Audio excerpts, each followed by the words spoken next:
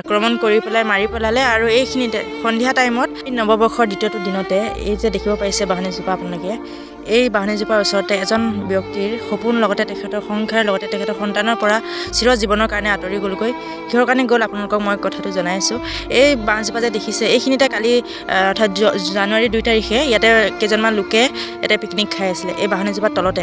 আৰু হঠাৎ এইফালৰ পৰা আহিলে এজন হাতী বাবা আহি পেলাই তেখেতলোকৰ বাইককেইখন আক্ৰমণ কৰাৰ লগতে বাইককেইখন আক্ৰমণ কৰি থকা অৱস্থাতে তেখেতলোক পলাতক হৈছিল। তথাপিও এজন ব্যক্তি থাকি গ'ল। এজন ব্যক্তি যেতিয়া পাছত থাকি গ'ল সেই ব্যক্তিজনক হাতীজনে আক্ৰমণ কৰি পেলাই মাৰি পেলালে। আৰু এইখিনিতে সন্ধিয়া টাইমত 6টামান বাজিছে, ঠিক 6টা বাজিছে। আৰু সেই সময়তে হাতীজনে ব্যক্তিজনৰ ওপৰত আক্ৰমণ কৰিছে, দুবাৰকৈ আক্ৰমণ কৰিছে।